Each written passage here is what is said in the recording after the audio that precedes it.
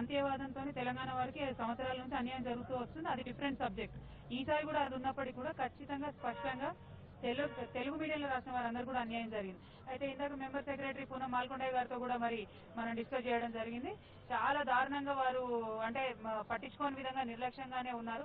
ఈ నోటిఫికేషన్ కాకపోతే ఇంకో నోటిఫికేషన్ వస్తుంది కదా, మీరు రాయొచ్చు కదా అన్నట్టు అభ్యర్థులతో కూడా మాట్లాడడం జరిగింది.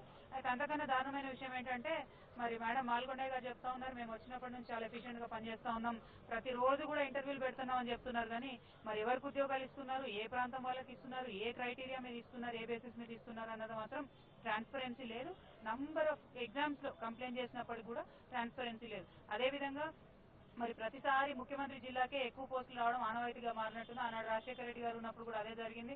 కడపకు 90 పోస్టులు రావడం, అది కూడా ఒకే సామాజిక వర్గానికి సంబంధించి రావడం. మరి ఇప్పుడేమో చిత్తూరుకి ఇన్ని పోస్టులు రావడం. ఖచ్చితంగా మేమేమనుకుంటా ఉంటాం అంటే మరి ఇక్కడ వీళ్ళేమో రోజు ఇంటర్వ్యూలు పెడుతున్నాం అంటున్నారు, ఎవరికి ఉద్యోగాలు ఇస్తున్నారో చెప్తలేరు.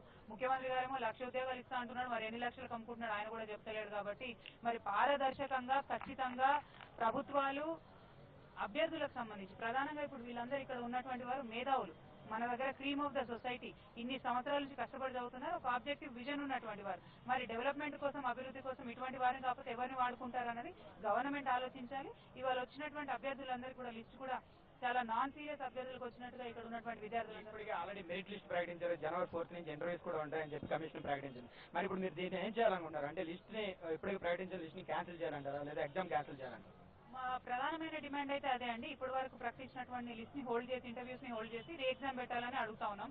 వారు వింటే సరే, వినకపోతే ఖచ్చితంగా రేపు కోర్టుకు వెళ్తాం, పబ్లిక్ ఇంట్రెస్ట్ లిటిగేషన్ వేస్తాం, అభ్యర్థులందరికీ కూడా న్యాయం జరిగేలా చేస్తాం. ప్రాంతాలకు అతీతంగా ఇవాళ ఆంధ్రప్రదేశ్ వ్యాప్తంగా దాదాపు 10,500 మంది విద్యార్థులు నిద్రాహారాలు మాని 3 రోజుల నుంచి టెన్షన్ పడుతున్నటువంటి పరిస్థితులు ఉన్నాయి. కాబట్టి అది ఆబ్జెక్టివ్ గా గవర్నమెంట్ అర్థం చేసుకుని పాజిటివ్ గా స్పందించాలని డిమాండ్ చేస్తాం. Thank you.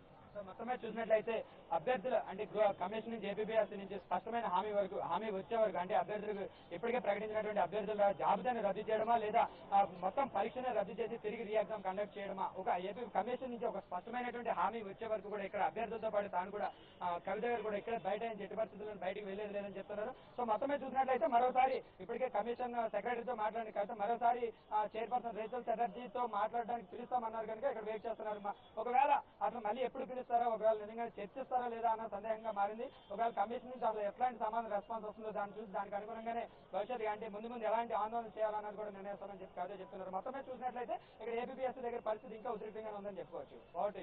Right, thank you Rao.